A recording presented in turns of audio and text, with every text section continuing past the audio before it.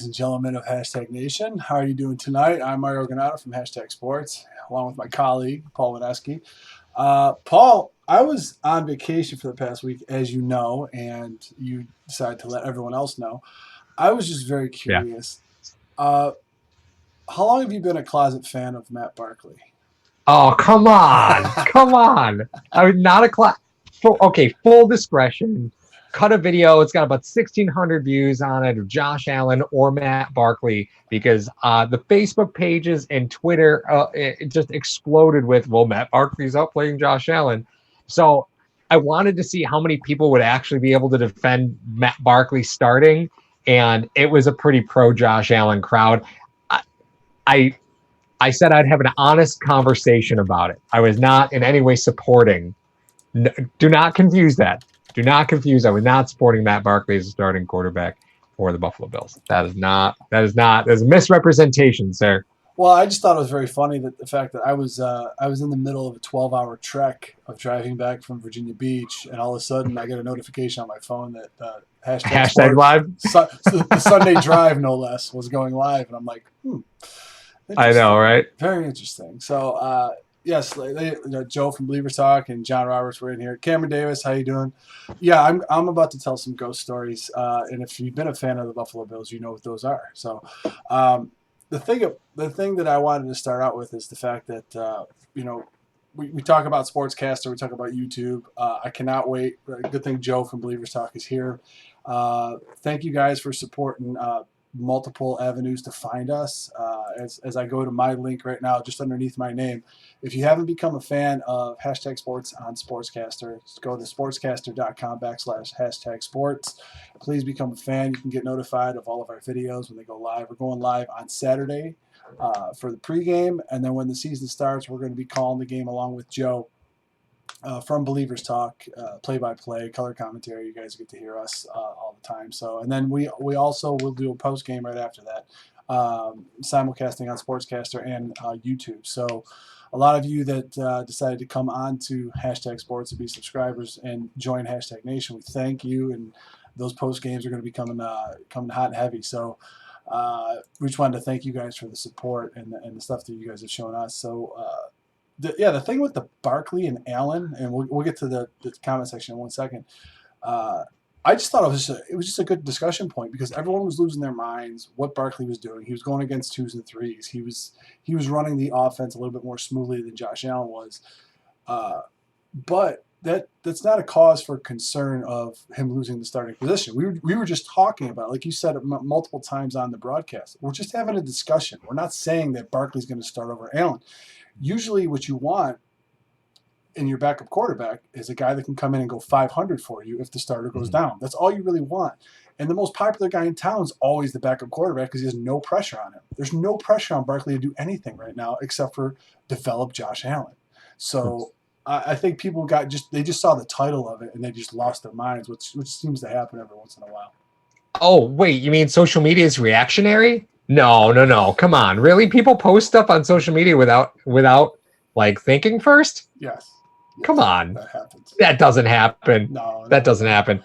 So on that fact, and before we get going, I do want to make sure that everybody goes and follows Joe over at Believers Talk. If you're not a fan over with Joe and Believers Talk, you definitely want to go over and follow his YouTube page. Again, he's collaborating with us, which is amazing. But you want to get him to we want to get him to 1,000. That's what we want to get Joe to 1,000 subscribers. So we're not there yet, but we're close. We're close. Okay, so I have a stat here that I posted on Twitter, and I got to find it because I pulled it up, and here we go. All right, so I know people clamor for backup quarterbacks, right? But the problem with clamoring for backup quarterbacks is often it's not exactly what you're buying, right? You think you're buying something new, and you're not necessarily buying something new. So I'll give you an example. Here's a following stat line for you. 1 win, 11 losses as a starter, 286 completions out of 555 attempts. That's for 51.5%. 22 touchdowns, 24 interceptions. You want to know who that is? No. That's Frank Reich after he left the Bills. Really? Yeah. Yeah. Very interesting. You know what? An interesting stat that I found when I was doing a little bit of research while waiting for you, because you take forever to get ready. As you can see by his hair, guys. Hey, I had to get ready. I look like Hashtag nation's important. What can I say? I look like I'm in a dungeon. It's a stat monster. You're sitting there combing your hair and wearing collared shirts. No, the stat that I found was pretty interesting. I don't know if anyone's been spewing this out, but Josh Allen threw 12 interceptions last year. Everybody knows that. He threw 10 of those when it was longer than 10 yards to go. So if you think about it in that respect, this year, one of the developments that I'm going to be looking for in him is the lack of hero ball if they happen to get behind that. But, if they happen to get behind schedule early, you get a false start. You have a running play that goes for -2 yards or whatever. I'm looking to see if Josh Allen is able to develop in that fashion where he's not trying to make every play. Just live to play another day. The other thing that I just talked about with you, and I didn't do it myself, and I wanted Hashtag Nation to come on in and maybe chime in on this. The fact that Mitch Morse was out, I think it helped develop Allen even more. And the reason why is because then he had to have a stronger grasp of the offense and the protections, even though Feliciano was very familiar with OG Bobby Johnson.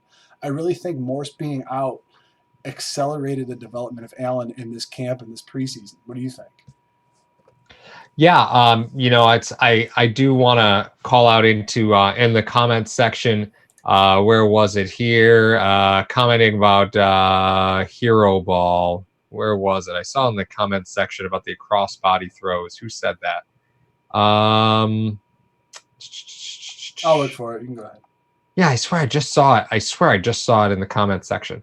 Matthew Bagdasar. He said, Bills fan from San Diego here. Do you think that's where it was? Throwing those rushed out of the pocket interceptions. I'm hoping he won't. We won't see this during the regular season. That's where it was. Yeah, this is the best place to throw those, right? It's a nice reminder of quit. Cut it out, right? It's a nice friendly reminder of cut that nonsense out. I think from a narrative standpoint, right? I really think the Bills like Bates. I think they really think they found something in Bates. I know that we talk about Feliciano, but the reality is, I think they like Ford at guard. And that's putting Nasecki at right tackle, and that means that left tackle job is whose? Right? Left tackle? No, yeah, left guard. The left guard, not left tackle. I said left guard. That left guard job is whose? Oh, hello, Freud. I don't. It's got. You think Quentin Spain? I think that's what it's looking like, right? So that leaves Feliciano to play both guard spots and be your backup center. But I think they really like Bates a little bit more than they're letting on. He does have practice squad eligibility, so there's another guy. We can talk about it all day long. There's another guy who can go down to the practice squad. But you talk about a guy that graded out at guard, played tackle successfully, and now was a center. Mm-hmm. So those are hard to come by. And unless Greg Thompson of Cover One comes in here and we start talking about swing tackle. I mean, he's you know what? I will make the argument a little bit against that as far as a quote unquote swing tackle goes, because I think that phrase is thrown around too much. But the thing is, as we heard from my brother, who's a former Division I coach, he said, these guys are such great athletes. They're in the NFL for a reason. They can play both tackles. There's certain guys that would be better at one than the other. You know that. Right. You know that going in. But these guys are such phenomenal athletes that they can play both sides. And you don't necessarily need a phrase such as a swing tackle. I don't like that phrase anyway. So Buffalo fan, I look spooky in the dark. Yes, I do. You don't want to catch me in the dark alley. But as far as this line, I don't know what they're going to do. They have something that they haven't had in a long time with the Buffalo Bills, and it's depth, and they have talent, deep talent at every position. That's why you're starting to see when they're in the second, third, and fourth quarters of these games, they're just blowing away the competitions because they have so much depth. And you're going to see some of these guys when it comes to, is it Saturday? Yeah, Saturday is the 31st is when the final cuts are. You're going to see some talent go out. You're going to see some people claim these guys to put them on their 53. That's just what's going to be the case. And there's going to be some fan favorites that are going to be like, why'd they cut this guy? Why'd they cut this guy? Well, they have so much depth They can't keep everybody, and I'm more interested to see not only the 53. I'm interested to see the practice squad, who they decide to keep as who they want to develop. Yeah, Jason Morgan, I think, kind of hits it right on the head. He goes, "Isn't it nice to be in a spot where we fret over the ceiling height rather than the floor depth?"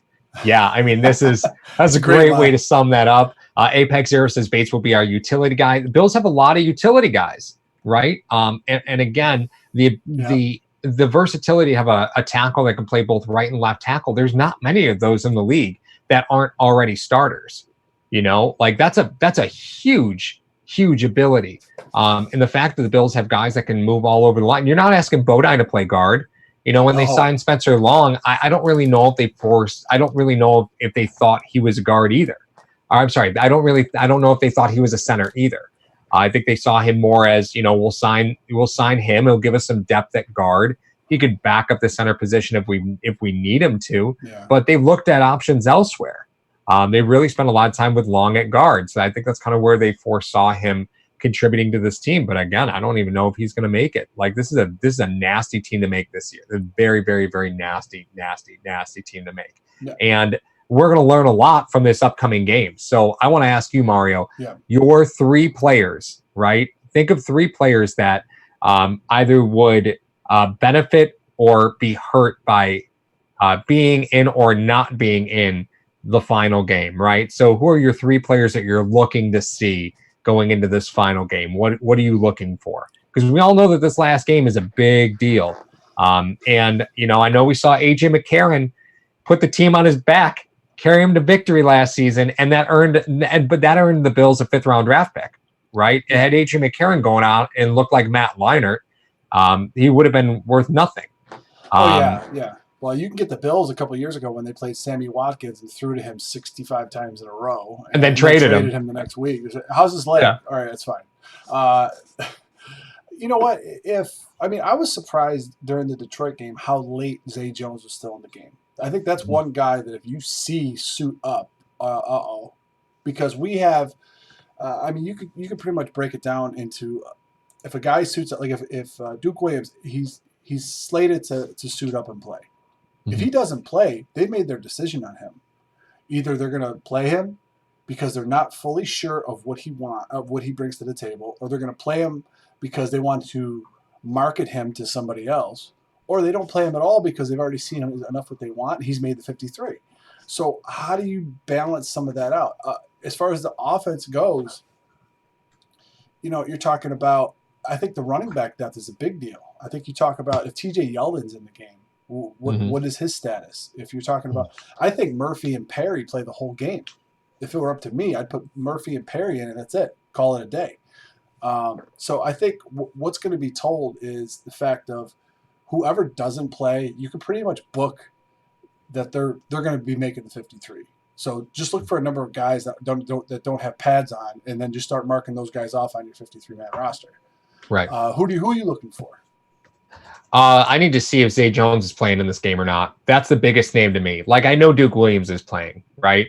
I have to know if Zay Jones is playing in this football game. That's item 1. If he's not playing, then he's made the roster. If he's playing, well, now we got a story, right? Because you're going to have Duke Williams, you're going to have Zay Jones, and they could be going head-to-head for one roster spot. I also want to know if Andre Roberts is playing. I have to assume he's locked up a roster spot already, but you know, maybe we'll get to see, you know, a little bit more versatility from him and kind of get him a little bit more looks than he was getting with the first team offense. But I kind of don't expect to see him. Zay Jones is the one that I'm really, really curious to see. And Daryl Johnson. He got some snaps with the ones the last preseason game. And if he's not playing in this 4th preseason game, then he made it from a 7th round to a starter because you know, he really climbed the ladder. So those are the 3 that I'm kind of looking for, right? I know Duke Williams is playing, so I'm looking forward to that, but I'm not counting him here. Zay Jones, Andre Roberts, Daryl Johnson, those are the guys that I want to see who's out there. Because whoever's not is probably made this football team. Well, a name that came up in the chat, as far as, you know, you talk about Croft being on the PUP list. You got Sweeney and Knox. Look like they're pretty solid. What could be said about Jason Kroom on this team this year? So I got to ask you this. If let's say you're down to 52 men, on your roster, right? You've got Kroom, because we know Croft's probably going on the physically unable to perform list, which means he'll be unavailable for the first 6 weeks, right? So that's going to give you 3 tight ends. You're down to 52 guys. You've got you got DeMarco, and you've got Jason Kroom. Who are you keeping? DeMarco. Why? Why do you say? You said that like just definitively. Why are you so confident in that? Well, you know what? You can go back to a bunch of our hashtag sports episodes, and almost comically, you and I are both saying DeMarco's gone. They don't need a fullback. What's DeMarco still doing here? Why is he still on the roster? Blah blah blah, and all this other stuff. From a financial standpoint, if you cut DeMarco, he costs as much as you save, so it doesn't really help you with all of the injuries that they've had to tight end. He's been able to fill an H-back role. He's shifting out. He knows the offense. He's a special teams guy. He's able to play so many more things than Kroom can in this offense because he's had to. He's been around. He's been healthy. Kroom, not so much. You know, he was a guy. He's one of those guys that we talked about that, hey, he's good enough for a 6-10 team, but this team wants to make a playoff run. Perhaps he's not in their vision or in their plans to make a playoff run. I like Kroom as a player. I always thought he was a little bit small for it to be a tight end anyway. I think, Sweeney and Knox have a little more beef on them. And DeMarco too, if he happens to flex out at H-back. So I just think they have a little bit more options. And this team happens to value versatility above all else if you're talking about a guy that's a roster bubble guy. I mean, DeMarco has shown his value to this team, especially in this preseason. And like I said, we're not privy to the locker room. This guy could be an excellent locker room leader. He could be coming in, first guy in, last guy out. You never know what's going on in the type of role models because we said so many times that if you looked over on the defensive side of the ball, they have so many leaders. They have, you got Zoe over there. You got Hughes. Maybe you got Poyer and Hyde. These guys are all leaders and guys that other players can look up to. On the offensive side of the ball, we don't see many guys like that. So maybe DeMarco could be that guy. You look at Ty Nsekhe, maybe you look at Morse. A lot of these guys, you don't know who the offensive leaders are and who these young guys are going to turn to. So maybe DeMarco could be that guy. Yeah, and I feel you there, but the problem that I run into with DeMarco is that I think it's going to impact the running back depth on the team, right? Because you start looking at, well, who are you going to keep? Are you going to keep 7 wide receivers? Are you going to keep 4 running backs plus DeMarco plus 4 tight ends? Like what are you doing here? DeMarco plays with the numbers game because if you keep DeMarco, it's going to compromise your depth at the offensive line, or it's going to compromise your depth at the running back position, or it's going to compromise your depth at the wide receiver position. Like he takes somebody's roster spot. I'm not saying he doesn't deserve it, right? I think he gives you some versatility here, but you're going to see a lot of Christian Wade in this upcoming game. And the Bills are going to have a decision to make because the way it is right now, Wade is on a 3-year deal. Okay, that's the way the international program is. It's actually a 3-year deal. If they waive him to put him on the practice squad, they could put him as the 11th player, or they could put him on the 10-player practice squad. But that negates his contract down to a 1-year deal at that point, right? So anytime you have a practice squad player, and then it becomes, exclusive rights free agent immediately after that. So the Bills still kind of have control over him, but you have that happening to a lot of players on the Bills. So I'm going to bring it up, and I just want to see if anybody's heads are going to explode. And Mario, you're going to be mad at me for this. I put up a post on Twitter talking about a Clowney trade. I just want to let's just exercise the demons now. Yeah, if Jadeveon Clowney is traded to the Bills, it's going to cost him about $1.1 million just in New York State taxes that he doesn't have to pay, 1 right now in Houston or 2 in Miami. If you're Clowney, even looking at this defense, right? Do you look at it and say, yeah, Buffalo's where I want to be? Or are you looking at it saying, bro, it's only a 1-year deal. Miami sounds fine. Because the Bills have the depth to make a deal. They have a depth to make a deal. If it's for 1 year. Now, I would say if I'm the Buffalo Bills and it's only for 1 year, number one, what are you giving up to get him? Mm-hmm. Number two, how is this guy's attitude and how he's held himself going to affect the locker room that you already have, that you've been going through camp in the offseason with? I'm very curious to see how that goes. Now, Miami, obviously, he wouldn't have to pay those taxes, which is an undersung point Mhm. If you're talking about a guy that's concerned with money, concerned with his contract, obviously $1 million is still going to matter to him. So if I'm Clowney, it's 1 year. I'm going to Miami because he wants to get paid.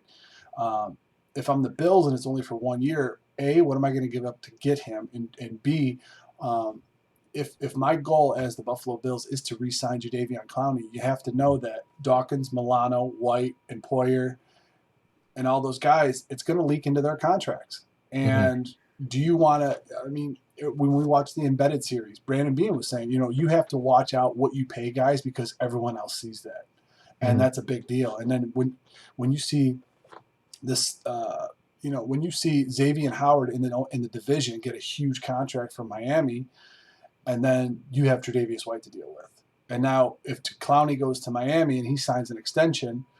Well, what is that going to say to the defensive ends for the Buffalo Bills? I mean, we've already extended Hughes, so he's already on the books. So you were proactive in that approach. But as far as Clowney, the player, give me him 7 days a week.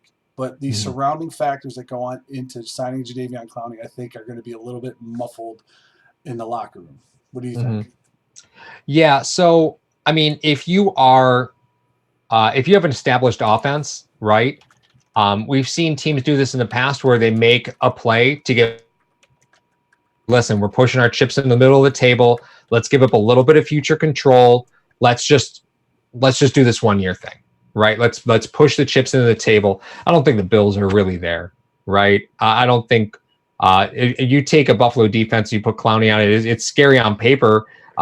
Jason Morgan just said it. Clowney's name would make this roster seem scary on paper. But the fact of the matter is, I don't think the Bills are really ready to push the chips into the middle because I don't think he comes here on a multi-year deal. You can't sign him to an extension anyway. The window for that's already closed. So he's on a 1 year deal, period, the end. That's how you have to approach that. I don't really think they're in a position to take a gamble on that, especially when they're looking at what they have the fifth most cap space, I think, fifth or sixth most cap space. And don't forget, that's going to roll into next season. And that gives you so much money to give guys extensions. Free money at that point when you get $23 million in cap rollover. Now you can extend Milano, you can extend Dawkins, you can talk to Trey if you want to do that route early. You don't have to, but you could. That's a lot to give up for one player because you figure you're going to give up more than half of your remaining cap space for a player on a 1 year deal when you're not even sure your team's going to score 21 points in a game. I think that's dangerous. The thing about Clowney too that you have to think about is that he was never the man. You talk about a guy that's a top overall pick and he's in J.J. Watt's shadow. If he comes to the Buffalo Bills, he has Jerry Hughes on the other side of him if he happens to come and play. I think he wants to go to a place where he's like a Khalil Mack. He thinks he's Khalil Mack. So I think he wants to go to a place where he's going to be the man on that defense that everyone looks up to that's the biggest star. He's never been the biggest star in the NFL. I mean, like I said, he's got J.J. Watt to contend with right now. If he comes to the Bills, he's got guys to contend with. If he goes to Miami, who's there? He goes to Seattle, he's got Bobby Wagner, who's probably on his last days there. If he goes to the Eagles, there's some studs over there too for Philly. So I don't know what he's really trying to do. Hallberg, I swear to God, this guy, he's too much in the comment section for me. And I just want to back up real quick because I saw this Trek reviewer. He said, "You guys think with Luck's retirement, do you think it makes Nelson?" I was just responding to that in the chat. You want that? Yeah, you want him on the line if you're going to search for a new quarterback, and that makes it very appealing even to a free agent quarterback if that happens to be the route that you want to go. Bert, wait. Do you have to say hi tomorrow to acknowledge you? What? Like, what, Paul? What's going on? I have no idea. But the thing being is that I don't think Clowney's in the cards. I think what you would have to give up to get him is a player and a pick. I think you got to give a player and a pick. And you know what? I don't know if Houston is thinking about going with youth. I don't know if they're with the loss of Lamar Miller. Does that bring Shady back into the conversation? I mean, I just thought it was very interesting that the trade deadline is October 29th, and they play the Eagles, but Bills play the Eagles October 27th. Mm-hmm. So his last game in Buffalo, if he does get traded, would probably be against his former team.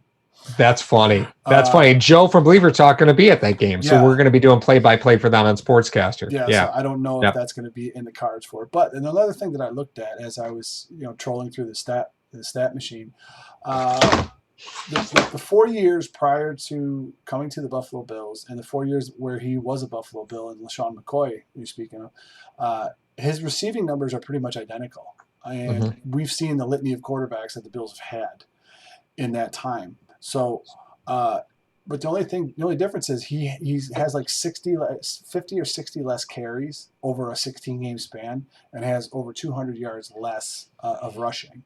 So, and he averages 4 yards a carry. So, by and large, he's been very consistent with the stats that he had for the previous 4 years with the Eagles that he does with the 4 years with the Bills. So, I can kind of get behind the fact that McCoy, when he keeps talking to everybody saying, "Oh, they think I'm done. They still think I'm done." I could see why he thinks that because he's been so consistent, and a lot of his wounds are self-inflicted. So this guy is not coming off a major injury. He's not doing this, that, and the third. He's actually going to be a very interesting piece to the puzzle that is the Buffalo Bills in 2019, unless the Bills start losing. And then you're going to see Devin Singletary. So yeah, and I think that's where kind of the season gets a little interesting because I remember last year we were talking about, okay, well, when do we see Josh Allen, right? When was Josh Allen going to make his emergence? None of us, I think, even the guys over at Bills Fanatics, Joe from Believers Talk, us, I don't think any of us would have said we're going to see Josh Allen in the second half of the first game. I don't think any of us had that. Yeah, we did because Peterman never finished a game. That's true. Peterman had never finished a game at that point. You're absolutely right. Yeah. But things change quickly, right? Things change very, very quickly. So we'll see. I do want to go to the comment section for a few things. Shivas Gold 8. When is the collective bargaining start? Is it next year, the following year? So the way that the collective bargaining agreement is right now, collective bargaining agreement is good for this season. It's good for next season. It expires at the end of next season. Yes. So we could have a lockout. We might not. They're trying to start negotiations now. We'll see where that goes. The players did not get as good a deal as they kind of anticipated. So I kind of expect to see this be close to the wire again. So next year's free agency is going to be very interesting because, players going into this free agency and then, you're trying to bypass that year of collective bargaining agreement because let's say they lose the very beginning of training camp, right? And they're like, uh-oh, the season's in danger. And then they get this collective bargaining agreement done and you're going to be a free agent. You don't want to be a free agent then, right? That's the worst time to be a free agent. Oh, we got 4 weeks till the season starts. Half the league is an available free agent. You're one of them. You don't want to have anything to do with that. You're going to want to be on a contract somewhere. So this next upcoming free agent period is going to be very fascinating.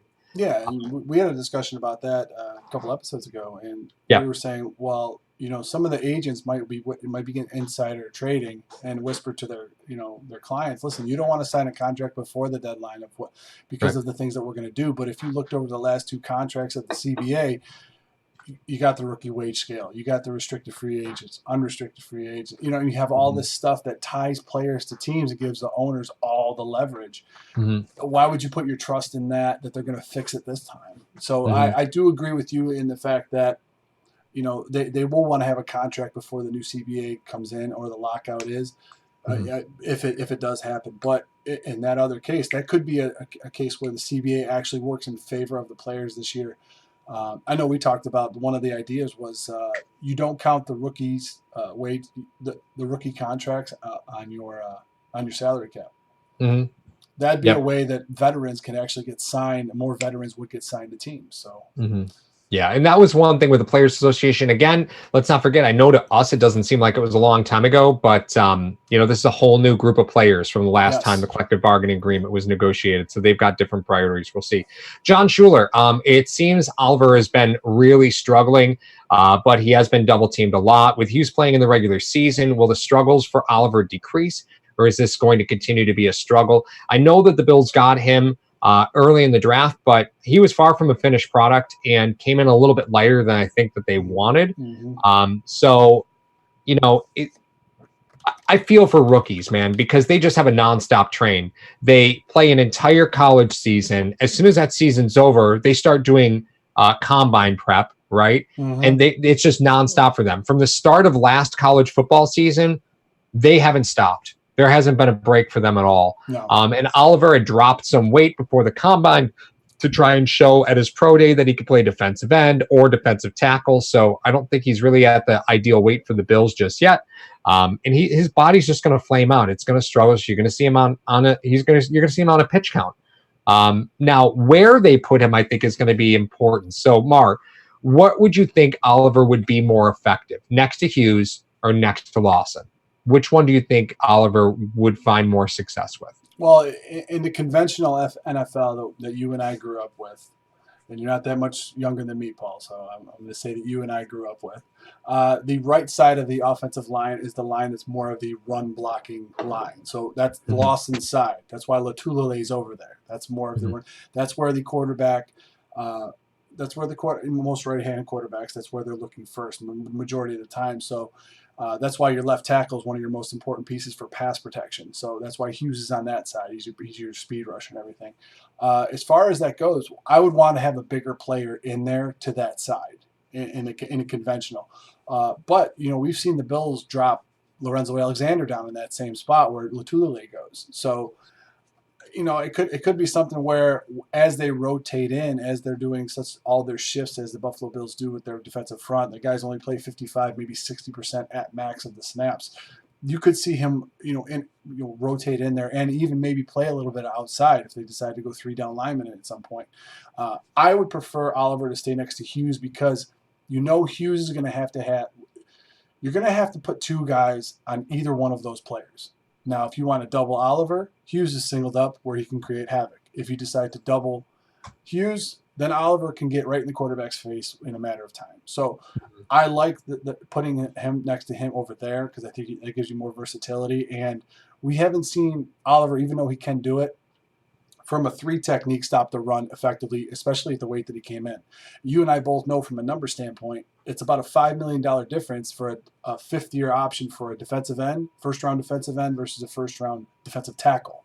So, with Aaron Donald and a lot of these guys coming into the league, maybe that number's starting to close the gap a little bit. But I think that's one of the things that Oliver was trying to show, that he can play defensive end because you don't know where you're going in the draft. You're like, listen, I played a 0, a nose. Now, he had 2 options. He could have put on 35 pounds and still shown that he was quick, or he tried to drop down and play defensive end. So, hey, I can make myself appealing both to 4-3 and 3-4 teams. I could try to see what's going on here.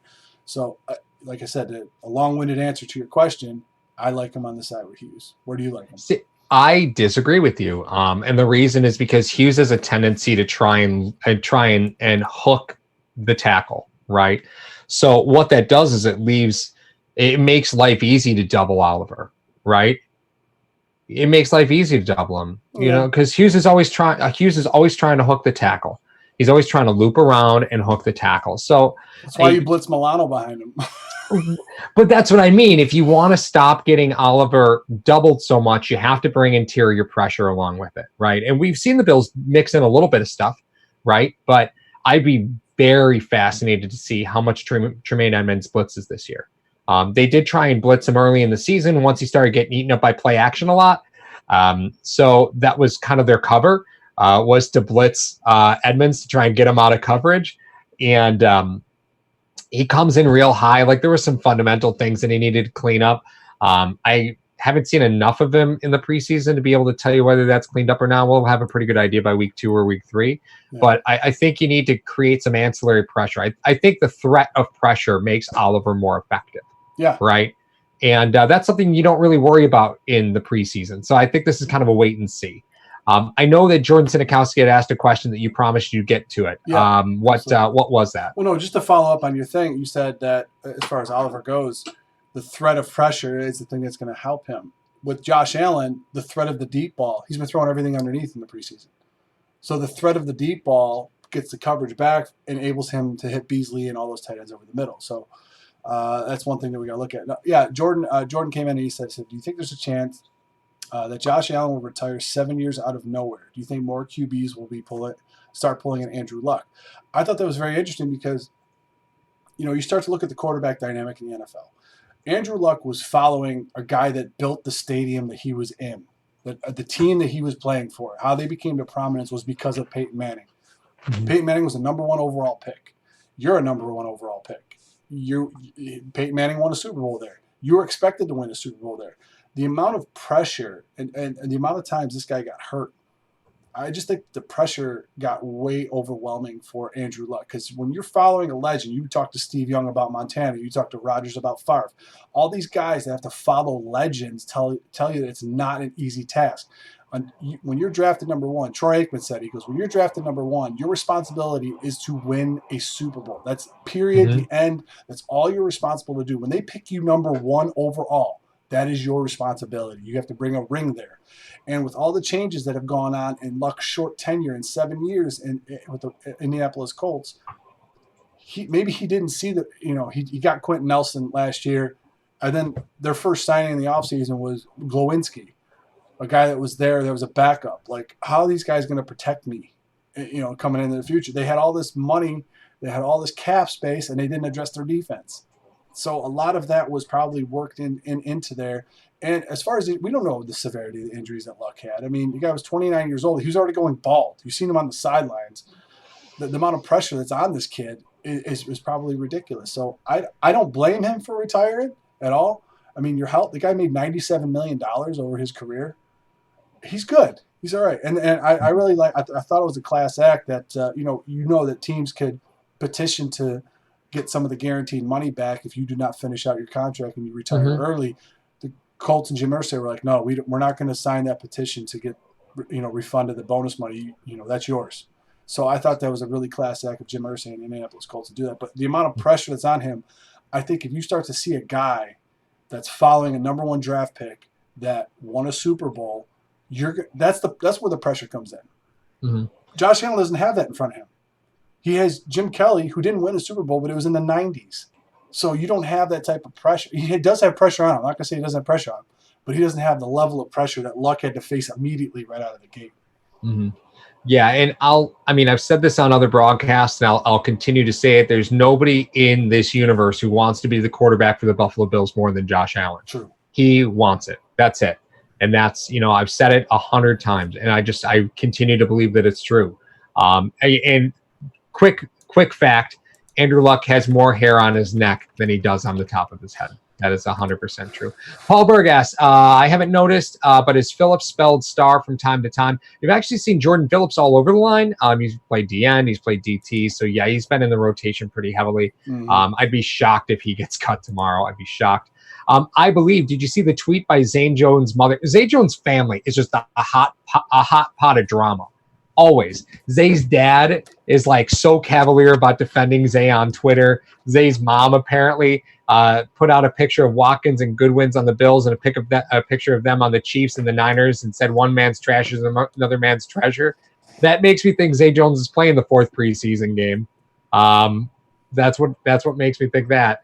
Kyle Pallon, do you think the Bills will sign Carly Lloyd? They just signed Hauschka to an extension. I think they're pretty much done with that. I can't really foresee too much there. Let's see here. Okay, that takes care of a lot of that stuff. Lacerated kidneys. The craziest football injury I can remember, right? Was, and I hate to say this as a Bills fan, I was happy when this happened. It was when Thurman Thomas went to the Dolphins and he broke his shoulder blade. Do you remember that?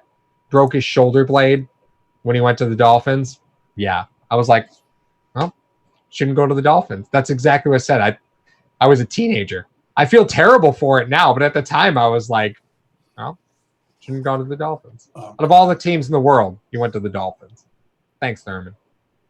I feel terrible for it nowadays. I still see that picture of him, and it's one of those things like, do you remember the old NCAA commercial where the guy's wearing an Ohio State shirt and he walks up into his son's room and his son's playing NCAA football? And he goes, Is that Desmond Howard on Ohio State? And the guy goes, No, Dad.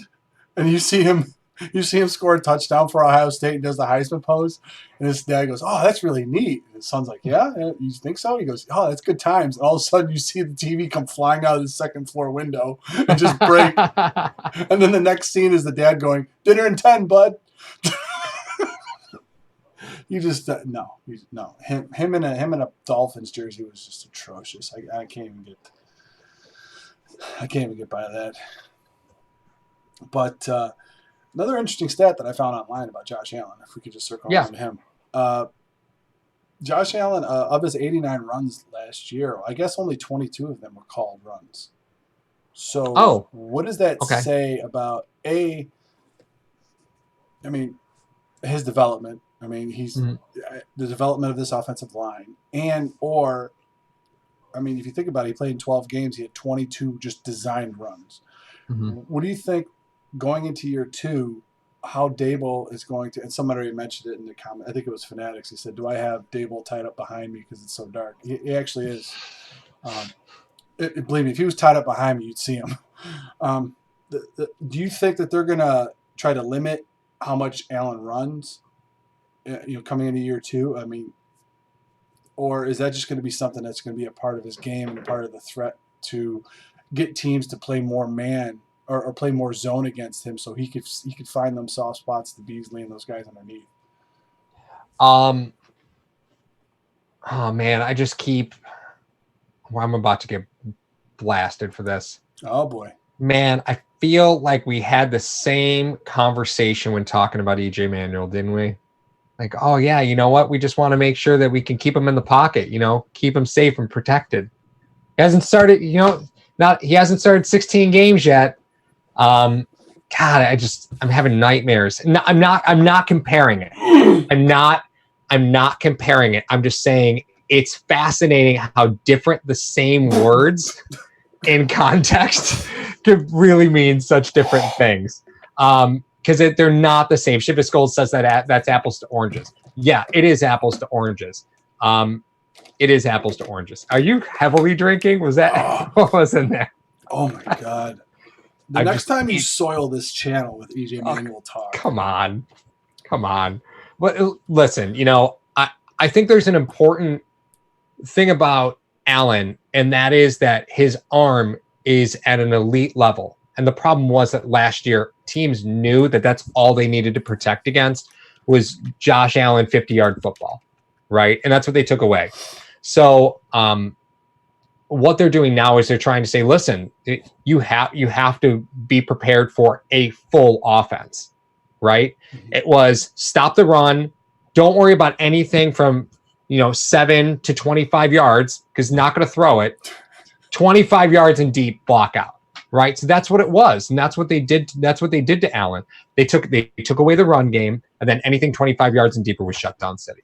And because those intermediate routes, he was too busy looking downfield, which is a good trait for a quarterback to have. I don't want to sound like I'm being critical because I'm not. No. I think it's important to address the things in the preseason that that he needs help with. And he left a lot of easy yards on the field. And that's not all I want. I'm not asking for Trent Edwards.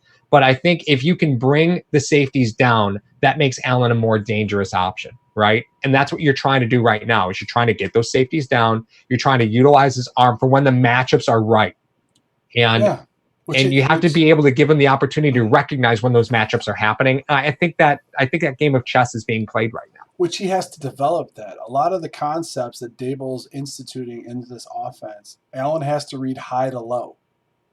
He's reading high to low. What I mean by that is that he's reading the safety first and then the linebackers. When you fixate your eyes first on the safeties and then the line, he even talked about it when he was talking with Chris Sims when they were playing catch during that one episode. He reads high to low. Well, the problem is he's keeping his eyes too far on the high, and that's what he's doing. That's how he keeps his eyes downfield.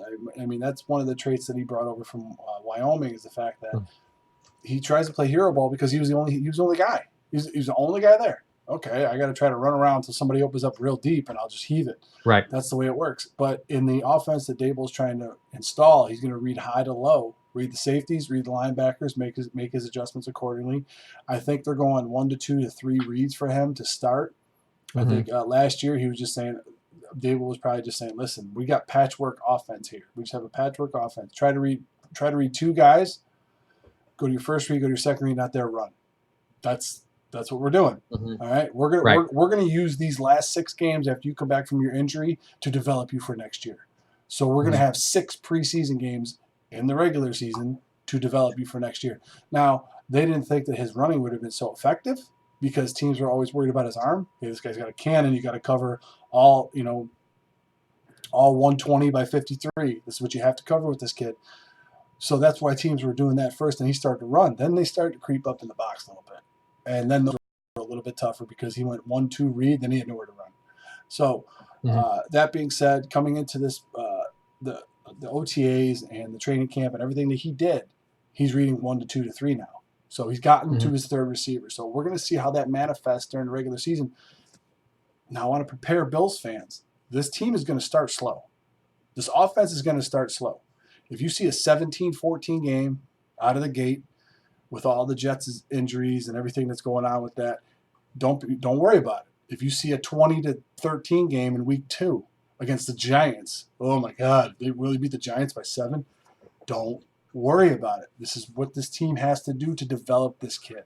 If you want to have 10 consecutive winning seasons with Josh Allen as the quarterback, these are the growing pains that he has to go through. Not everyone is Patrick Mahomes, able to sit behind a guy for a year. Alex Smith, who's one of the smartest quarterbacks ever played the game, taught by Andy Reid that whole year, and then could just fire it off to every weapon underneath the sun. That's not going to happen. So this is what we're dealt. This is what we're going to do. This is how we're going to go through it, and that's just the way it's got to be for Bills fans. Mm-hmm.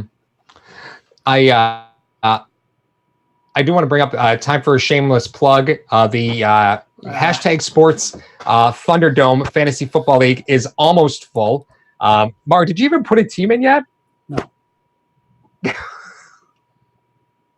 Thanks. All right. I thought you put it in. Did you put it in? I put it in for me. Yeah. Oh, all right. Okay, fine. If we got 20 spots. 20 spots. 20 spots. Yeah, why would you and I occupy 2 of them? Doesn't make any sense. Because we're a team. Exactly, we're a team. You and I. All right. So you guys see clearly we talk about this stuff at a time. So the hashtag Nation Thunderdome means that there are let me check. I think 5 spots left. 5 spots left. We also have a survival pool. You can be in both. So if you want to be in the survival pool, that is, you pick one team every week. And then if your team wins, you move on to the next week. If your team loses, you're out. Grand prize for both is $100. You can do with that whatever you please. And if you want info for that, just email us at htagsports@gmail.com. It's going to be first come, first serve, though. So that is coming up soon. The draft is going to be September 4th. That is a Wednesday, day before the season starts. At 9:30, I think I said it for our international folks, 9:30 Eastern Standard Time, 9:30 p.m. So that way our West Coast and international folks have an opportunity to try and play along. We are getting asked about overall record, right? What do we think of Bill's overall record is going to be? Seeing lots of people throwing in here. Juan Torres, 10-6, hopefully 9-7 realistically. Ooh. 9-7. You might be alone on that one, Juan. Let's see here. Shivas Gold, 11-5. Mario says 10-6. Apex 00, 11-5. Paul Berg, 11-5. Jack Patrick says we must start 3-0. Got 3 division games, or 2 division games in the first 4 games, right? Mm-hmm. Big deal. Big deal. I don't care what the hell you do in the non-conference games. I don't care. You just have to win every AFC game. You have to win every conference game. You have to take as many division games as you can. That's how you make the playoffs. Those non-division games, unfortunately, the Bills were in a situation before where they would be close. Like you'd see the graphic in the hunt, and the Bills are in the hunt, but they had lost all the AFC games, and their record was boasted by a bunch of NFC games that didn't help them in any of the tiebreakers. So you got to take care of your conference. You got to take care of your division. I would love to see this team at 11 wins, at 12 wins. But I think you kind of have to take into the fact that offense is going to be slow the first. We don't exactly know what it's going to look like. So I think 10-6 is a pretty nice goal. Oh boy. Jason Morgan 12-4 by accident. How do you accidentally get to 12-4? Maybe a few lucky games in there. Now, I put 10-6 in there, but let me try to justify why I thought it was 10-6. Let's try to look at both sides of the ball. Okay, this offense, realistically, if you were counting on the offense, this offense by itself would probably be 7-9. Where it is right now, you got all these new parts. You got a young quarterback. You got all this stuff. They're a 7-9 offense. Okay. You look at this defense. It's ranked second in the league last year. Only got stronger, got healthier. They're about a 13-3 defense. This defense belongs on a 13-3 team. You know what I mean? If you have you give this defense to an elite quarterback. I'm just saying, the guy that's seasoned. Love Allen. I'm just saying, if you give this to a seasoned quarterback, if Phillip Rivers had this defense, it would be kind of nasty. I mean, you may go 14-2. I'm just saying, but I have high praise for Rivers in my own opinion. If you want to talk about Breeze, that's fine. You want to talk about Rodgers, that's fine. But if you gave this defense to an elite quarterback, they're going 14-2 or 13-3. This offense, if they didn't have to rely on the defense, would probably be 7-9. So I just averaged those out and I went 10-6. I just took the middle. Of course, the math guy takes the average somewhere along the line. I'm proud of you. Hey, it's helped me so far. Yeah, I did take the average. You're sitting next to me. Yeah. That's true. Got him. That's true. We haven't done a broadcast in over like a week and a half, so I was kind of. Saturday's going to be crazy. So let's talk a little bit about what to expect Saturday, right? Because the Bills play Thursday. Yeah. Speaking, they can start releasing immediately after the game if they want to. They don't have to wait for the body to cool. I mean, there's no love lost. It doesn't really matter. They could start releasing players on Saturday. I would expect to see some movement Saturday, right? I don't think when you're cutting down from 90 players to 53, and then you're also trying to negotiate and kind of convince guys to, if you hear from another team, let us know. We're going to slide you through waivers. It's one of those things where you have to massage a relationship with 63 players. So you're getting rid of a lot of guys. I don't think you want to do that all in one day, especially if you plan on talking to all of them. So this team seems to be pretty big on, we bring you in the office, we tell you what's up. Yeah, you can ask us a question or two. Okay, thanks. It's time to go. I can't really imagine them releasing players without having spoken to them. That just doesn't seem what this organization's about anymore, although I'm sure that this organization done that in the past. So I would expect to see players start getting moved on Friday, but it's going to be players that would have no trade value, right? And those phone calls are going to be made. I still expect the Bills to trade at least a player, right? Bean has shown that he can make these moves postseason or in the preseason. I expect them to trade at least a player. So if the Bills are trading one player, Mario, who is it? Foster to the Bengals. God, you've been on the Foster to the Bengals train. You know what? It's your fault. I blame you because you've infected me with this stubborn gene that, I made a point. I made a point, and I have to stand by it, or I'm going to be like everybody else that just changes their mind all the time. You know what I mean? So you are a very stubborn and proud individual. When you make a point, you stand by your point, and you even make about your point, and I understand that, and I respect that. However, this is the hill I've chose to die on. They don't have any wide receivers. They have familiarity. They could probably pick somebody up. How funny it would be if they got Glenn back. Oh, stop! I'm just saying. But if they're gonna trade somebody, I think it's gonna be Foster to the Bengals. I may be insane. I don't think they're gonna trade him to the Bengals. But if they did, that's what I'm picking. You think they're Foster to the Bengals? Foster to the Bengals. You know what? I still just don't really know if Zay has a lot of trade value, man. I'm a little stuck on this one. I think they would shock the world. Do you want to know? I don't really think this is going to happen, okay? But a player who would garner massive value, way more than he's worth, is Levi Wallace. You would get a haul for Levi Wallace, especially if there's a team out there that lost somebody in the last couple of weeks. you get a haul for Levi Wallace. And this team can turn and burn cornerbacks. So if you're going to make a deal out of a position, you can do it there, right? Yeah. You got Captain Munnerlyn in the house now. You've already got Kevin Johnson. Yeah, yes, you've got Levi Wallace. You did release EJ Gaines, but you released him with an injury settlement, but who's to say in 6 weeks he's not back on this football team? Because I don't think anybody's going to come knocking for him. Nobody will touch him. Nobody will touch him. You obviously have Trey, so you can deal from a position of how easy is it for us to replace this position, and that is clearly the one that they can turn and burn. So I don't believe that's going to be what happens, but I think your best return would be for a player like Levi Wallace. Tom Chuck Barkley traded to the Colts. I don't know, man. They really, really, really like Jacoby Brissett. They really like Jacoby Brissett. It's not a hateful, it's not a hateful backup, right? It's not hateful. No. The guy, he plays pretty well. I mean, the guy's got he's got a different skill set than Luck, obviously, so they'll have to adjust some things in their offense. But everyone thinks that the Colts are going to be a tire fire this year, and I don't think so. I mean, the guy was in camp. He was taking all first-team reps. Luck was out. So do what you got to do.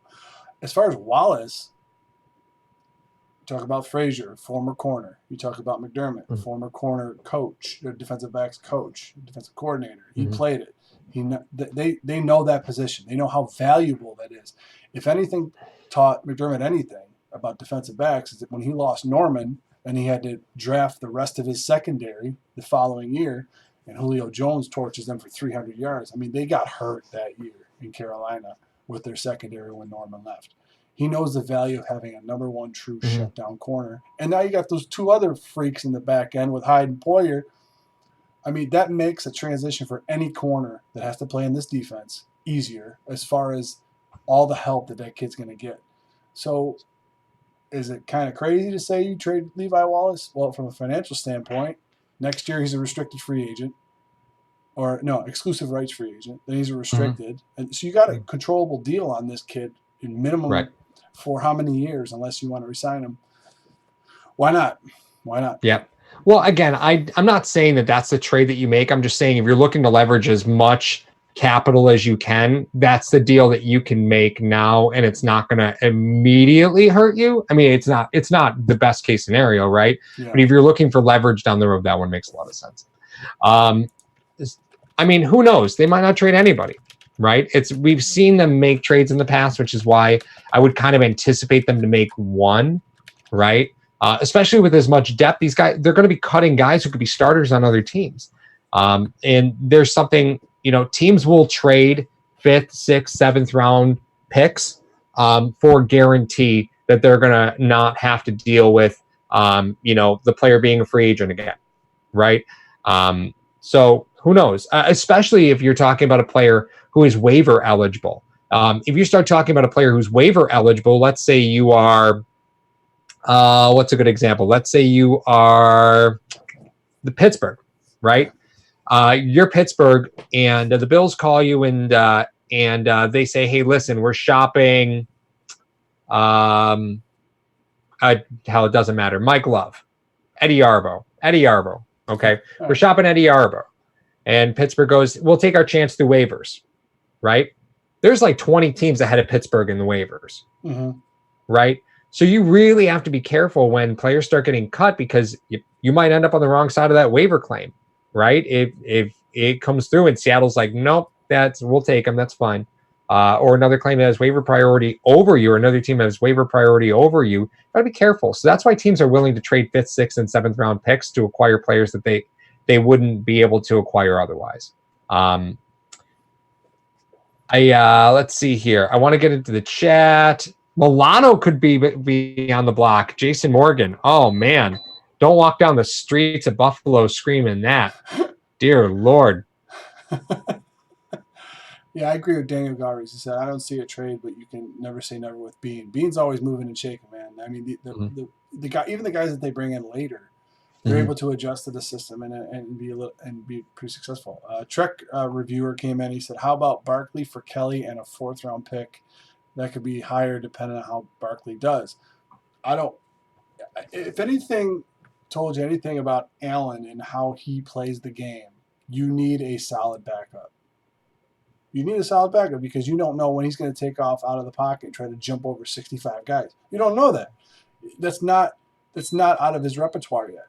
So you don't know. So having Barkley there is a very nice insurance policy, which this team has proven that they like getting. I mean, you sign Ty Nsekhe, and then you go draft Cody Ford. Like, this team loves insurance policies. And then you get Waddle, and you get Spain and Feliciano, and you get Long. You know what I mean? They're gathering players, quality players, depth players, and they get themselves some insurance policy. You know what? Why do you think they signed T.J. Yeldon 2 days before the draft? They didn't know Devin Singletary was going to be there. Well, Yeldon's an interesting one because I saw Yeldon's name come up in the chat when we started talking about trade. He's on a 2-year deal. Right, He has started before, so Yeldon's a guy that a team will give up a pick for. Yeah. Right. But Joe from Believers Talk, you guys were just discussing Kroom or DeMarco on the team. Whichever they don't keep, do you trade either one of those? DeMarco may garner some interest due to his leadership, but the skill set of Kroom at the tight end position is really intriguing to teams, especially since he's controllable for the next 2 seasons after this one. So that's an interesting conversation, right? So if you're talking about that tight end room and you are thinking about carrying DeMarco over Jason Kroom, which one carries more trade value, DeMarco or Kroom? Because he's a dinosaur. Teams don't carry fullbacks anymore. No. They don't. You know, it's DeMarco, like remember when we had a kickoff specialist? We're not too far removed from that. Don't talk to me. That's just saying. I don't want to hear that. First EJ, now kickoff specialist. You're trying to make me sick tonight. DeMarco's highest value is to the Bills right now. He doesn't have any value to any other team right now. Kroom could be valuable to another team. I mean, Logan Thomas is somewhere, isn't he? Isn't he playing somewhere? I thought so. Yeah, actually, I think he's on the Colts. That's great. But no, like he's on the Colts. Actually, a young guy I'll look that up. Who's been on his he's on his fourth team. I'm not really sure what team he's on right now, but I think he's on his fourth team. The Lions. Logan Thomas is on the Lions. Okay, but you got a guy. I knew I saw him in one of these preseason games. Yeah. So I mean, he was on Arizona, and then he was on the Bills, and there's a team sprinkled in there somewhere. But that's a guy. He's young enough and versatile enough that you want to try to see what he's got. Let's see what this kid's got. Maybe he just wasn't working with the right guys. Maybe he was in the right offense. Who knows? Kroom could be one of those guys. You know, listen, we could use him. He's kind of like an Anun. He reminds me of Quincy Anunwa, honestly. So he's not really a tight end. He's probably one of those, those hybrid players that you don't really know where to put him. So yeah. So we got a question in the chat from Mitchell Doherty. First off, telling us we're awesome. Thank you, Mitchell. And secondly, asking what the running back carry numbers look like. So how many carries do we see McCoy versus Singletary versus the rest of the committee to start the season? And it doesn't change as the season goes on. We actually cut an episode about this a few months ago. At this point, it was a few months ago. Where I said that McCoy loses his starting job by week 10. You did. You said it. I'm still feeling pretty comfortable about that. I'm still feeling pretty good about that. So you think the Bills will have a losing record? Nope. Good job, Paul. Way to go. I didn't say that. That's not what I said. You just lost 25 subs. Good job, man. I didn't say that. Didn't say that. Shivitz Gold said Logan Thomas had a better QB rating than Nate Peterman last year. So that's funny right there. No, I think you run with McCoy early, right? Because that's what McDermott has always shown. He's always shown a preference to veteran players. But we know how this goes. Like Milano was losing snaps to Ramon Humber.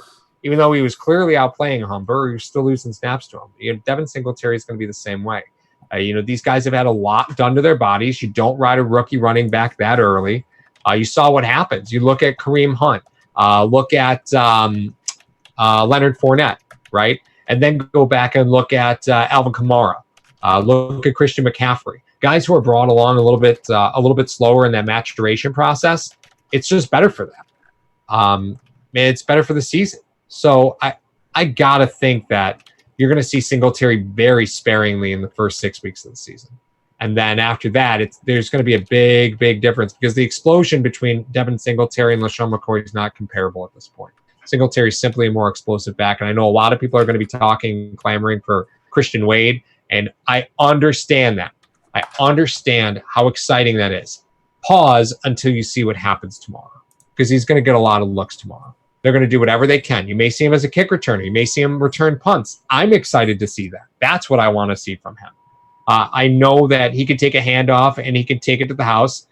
We've seen that, right? We've seen it a couple times, but I want to see what he looks like as a punt and kick returner, because I think that's where he carries a little bit more value if you're looking to try and have him make the practice squad as a regular player, not just as the international program exemption player. So I'm curious, man. I don't know.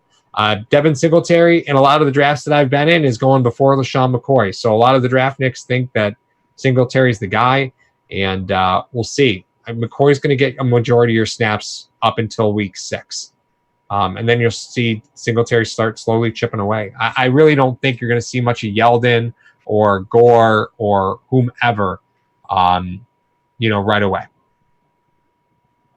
Yeah, as far as we did a statistical breakdown. I can't remember what exactly we said. I think we talked initially on the show that McCoy would get like 25 and everyone else would get like 12 apiece, because we broke down how many plays they run. They usually run around 60 offensive plays a game. McCoy's going to get a bulk of that, and then everyone else is going to just be spelling him. But you got 3 guys up there that are rhythm runners. They have to have a feel for the game and be in there to be successful. McCoy's that way. Gore's that way. So is Singletary. When we say by a rhythm runner, it's just like anything else. Once you get into the flow of the game, you know how certain linemen are going to block certain plays against a certain defensive front and everything else that's entailed in that. So you don't really know how that's going to be. They're going to strip carries away from McCoy and give them the Singletary throughout the year, and maybe Gore is phased out a little bit more. Maybe they're in situations in games where they're going to have to need a receiving back a little bit more if Yeldon makes the team, and they have Yeldon take a lion's share of the carries and or passing routes. I told you on that same episode, I like having Yeldon in there rather than Gore, because Gore will provide you with that little bit of extra protection for Josh Allen if they happen to blitz or bring somebody else. But if you have Yeldon in there, it makes it hard for another team to try to blitz you, because he is such a receiving threat. You have to account for him. So if you wanted guys to play zone and or not blitz, you put Yeldon in the backfield next to Allen, and he'll have all day to read. So that's how you would develop Allen in that respect. Mm-hmm. Yeah, I think when you start taking a look at the running back room, right, it is about the development of Josh Allen. And and the more that I want to say Frank Gore makes this team, I don't know, man. It is tough. I don't know. Tough. Yeah, I don't know. Again, it's the DeMarco factor. Like, I can't believe that we're having to talk about Frank DeMarco having an impact on a roster, for God's sake. But here we are. Patrick DeMarco. Frank DeMarco? There's no Frank DeMarco. He sells cold Patrick cuts DeMarco. Down on 55th. Patrick DeMarco. I just can't believe we're talking about Patrick DeMarco having an impact on this team. 3 months ago, I would have been like, good God, you throw me off a cliff for having a problem like that. But, we'll see. I don't know. Frank Gore is causing me some pause with the roster. That I really don't know if he's going to make this team. From an acclimation standpoint, you already have Shady there. You've already got Yeldon, who, looks good as a receiver, doesn't he? Like, Yeldon looks good as a receiver. And Yeldon gives you a lot of flexibility, because if you're going to run a 5-wide set, you send Yeldon out there and, the other team looks at it and goes, okay, 4 receivers and 1 running back, right? Or, that's why a player like Kroom is valuable, because they look at it, okay, 3 wide, a tight end, they're in 11 personnel. Okay, they're in 11, and the Bills go 5 wide with Yeldon and Kroom. That's why a player like Kroom is so dangerous, and why a player like Yeldon has been in this league for as long as he has, because between the tackles, he's not the most effective runner, but boy can catch. Boy went to Alabama, and he could run between the tackles. Paul, roll Tide. Let me just, before you kill me, All right, with the piercing stare, all 150 pounds of you. Let me just try to tell you this: if you want to try to make life simpler for Josh Allen, and you want things to transition a little bit smoother, and you want to give McCoy a spell, and you don't want to run him into the ground too early. Mm-hmm. We've seen the Buffalo Bills in this preseason and last year when they go 5 wide. Sometimes they'll spread the running back out wide. Why? They want to give Allen an idea of what the coverage is. If a corner is on the back, more than likely it's going to be it's going to be zone. If a linebacker runs out there with them, more than likely it's going to be man, so that'll tip the hand for them. What is a better transition? Putting DeMarco out there to spell McCoy or putting Yeldon? Because Yeldon is such a big receiving threat, you got to put a corner out there. You can't put a back out there on Yeldon, which in actuality, it helps your offensive play calling because if you want to go 5 wide and you want the defense to go man, you put Yeldon out there. They're gonna have to trot. They're gonna have to have a corner out there, so you're gonna have a mismatch underneath. What happens if you put Gore out there? They're gonna put a linebacker on Gore because he's not as big a receiving threat as Yeldon is. Mm-hmm. So that's the other thing that Yeldon gives you on this team, as far as you don't have to vary up your play calling if McCoy's not in there, and you want to go 5 wide. So, all right. Well, let me ask you this. No.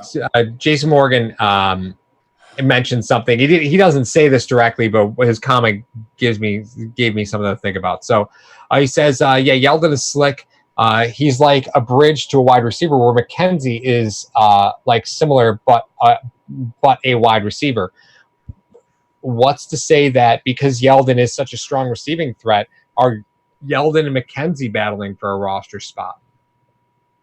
Because McKenzie opens up the game behind the line of scrimmage, right? That's the way that we've seen him be effective for the Bills before, and he is effective there. We even saw the Bills do it in the preseason again, and McKenzie, looked good running behind the line, behind the line of scrimmage. So, do you think Yeldon and McKenzie are really battling for one roster spot? No. Are their fates tied together? I don't think so. I'm just asking. It's an important question because we're trying to determine who's going to make this team, and there's been question marks about McKenzie with the early rise of Ray McCloud in camp, and that seemed to have died off. And McKenzie had 1 touch the other day and ended up scoring a touchdown. It wasn't against the Detroit, but a couple weeks ago. But you start to look at both of those players. Now, are you likening both of those guys as to where the Patriots used Cordell Patterson in the backfield last year, or are you likening it to like a Randall Cobb situation where for the Packers, he would play in the backfield? Mm-hmm. Or Ty Montgomery type guy. You know what I mean? Right. Montgomery's a lot bigger, but my point being is this. Mm-hmm. Who's more effective? Do you want a running back that can run routes and catch passes, or do you want a wideout that can't play in the backfield, even though he just runs jet sweeps? Mm-hmm. Which do you want? To me, I'm going for the back because you have Yeldon next year. You don't know what McCoy's going to be here, and it's a much easier transition to have Yeldon and Singletary for 2020 than it would be anything else. It's one less thing to worry about. Right. The one thing that gets me a little bit is just in that conversation, I don't mean to chop the legs out of my own question, but we've seen Roberts in kick return. We've seen McKenzie in kick return. We've seen Ray McCloud in kick return. Now, I know we've talked about McKenzie and McCloud's fates are tied together, right? But if we're talking about McKenzie and Yeldon, then that's where we kind of have to look at this preseason game to see who else is getting a look at kick return, right? Because we haven't seen anybody else. Those are the 3 that we've seen. So I think this game is going to kind of highlight that. I do want to talk about Paul Berg brings up. He doesn't actually bring it up. I completely misread his comment. I thought he had something to say about David Sills, a player we haven't talked about at all, that I fully expect to see a whole lot of in the last preseason game. This was a player that we thought was going to possibly make the practice squad or even, battle for a position on this team. And boy, he has just been a ghost, hasn't he? But the other thing that you said, Paul, if you need me to remember it, I can remember it. You remember everything for me, Mario. Yes, exactly. The one thing that you said about Sills is that early on, because there was such a big buzz about him coming here and everything, one of the things that the Bills could do is not play him to hide him so they could slip him through to the practice squad. No one's seen what he's able to do because the Bills haven't done anything with him. So who in their right mind right now has the confidence in this kid to pick him up off of waivers or pick him up off the Bills practice squad and put him on their 53 because he hasn't shown anything. He needs another year to develop, get bigger, get stronger. And that's what the Bills did. You called it a long time ago. I mean, it's not that he's irrelevant. It's that they need another year with this kid. Mm-hmm. Right. So they're going to try to slip him to the practice squad. I'm going to go through and prior to the game Thursday, because the game is obviously Thursday at 7 p.m. Eastern Standard Time. So I'm going to go through and post on htagsports.com a list of all current Buffalo Bills that are practice squad eligible. Right. Ooh, okay. So that way, because listen, the Bills have more than I'm not doing the whole league. Good God, I won't sleep for the next 4 days if I try and do the whole league. Are you only doing practice squad under 25? What do you mean? Well, Duke Williams is practice squad eligible. No, all practice squad eligible players. Just going by contract. I'm just saying, usually you don't waste those practice squad on guys that are over 25 years old. That's all I'm saying. It's funny that you bring that up because we're talking about Christian Wade making the practice squad. He's like 28. 28, yeah, and in Duke Williams is 26. Yep. Yeah. All right. Funny how that works, isn't it? You know who's not going to make the practice squad, and I'm disappointed? Who? Dean Marlowe. Nope. He's probably gone, unfortunately. Yeah. Yeah. Hey, one question before we wrap this up, and I know there's some questions coming in the chat, and I just wanted to bring this up. You had mentioned, and I want to know because I don't know. I just want the accuracy of this. There's no number that the Bills or any team, there's no maximum number of how many guys they can put on IR, correct? No. Okay. None.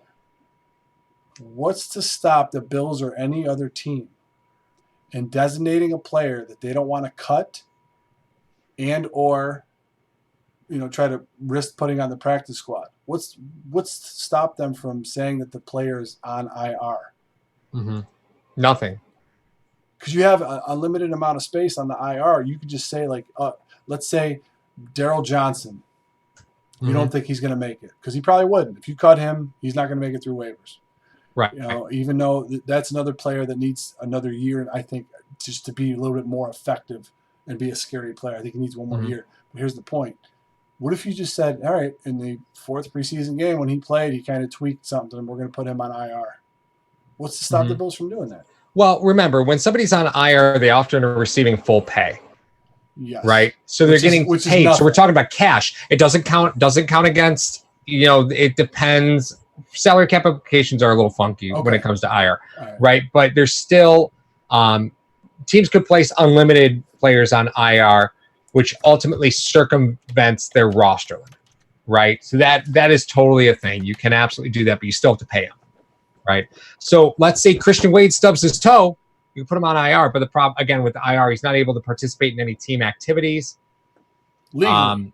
From team practice, he's not allowed to practice with the team legally. Right. Well, let's put it this way: if Sills was a risk, of being not making it through waivers and put on your practice squad, you designate him as an IR. Tell him to sit in the weight room.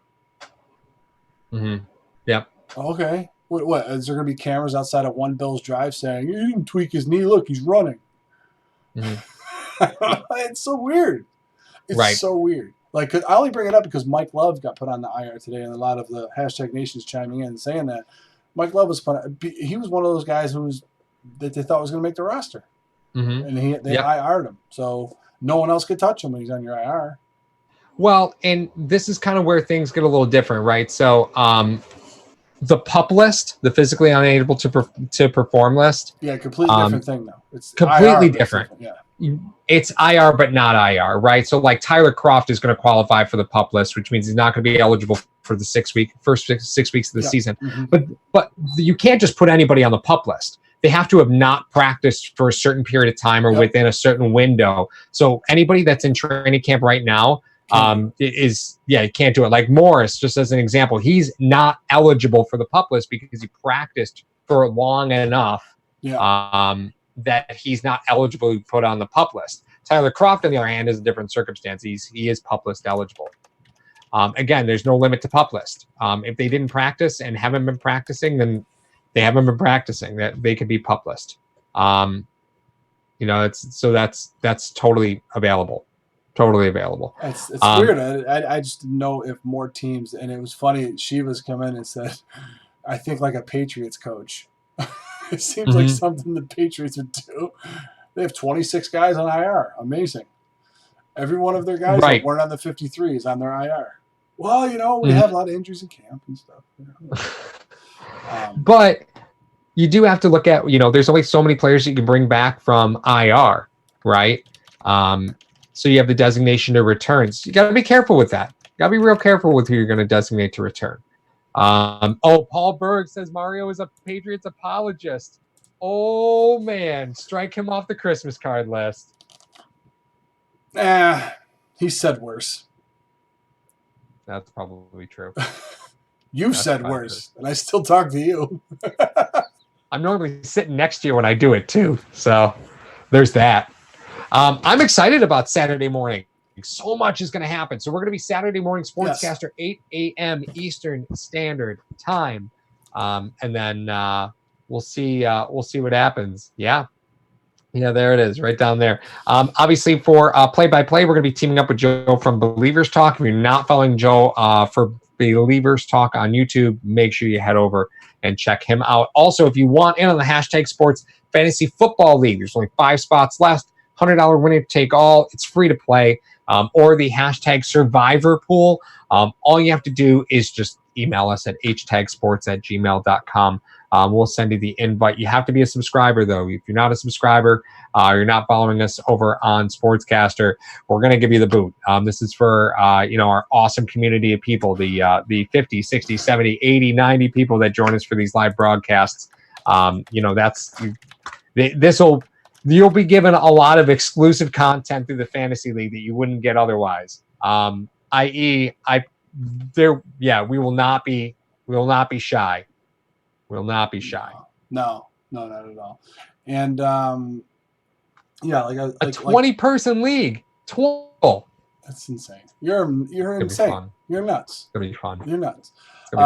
Wanted to thank all of Hashtag Nation for joining us tonight on the broadcast. I can't wait till Saturday to see who the Bills keep, who the Bills cut, and if they trade anybody. I think it's really I can't remember being this excited for a Bills team in a long time coming into the season, and the fact that we're able to talk about it with Hashtag Nation and with each other the way we can it's a real treat. So I wanted to thank everybody for joining us tonight. Paul, thank you. Before we go anywhere, before you go any further, I have to interrupt you just for a moment there. You said something very interesting, and I want to backtrack to a conversation that we had within the first 5 minutes of this.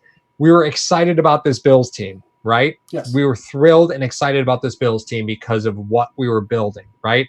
Yeah. And a major part of that was Josh Allen. Yes. Right. So we weren't excited about Matt Barkley. We're excited about Josh Allen and this team, right? I am. Right. So that's what I'm saying. Just bringing it up. We're excited about Josh Allen, not Matt Barkley.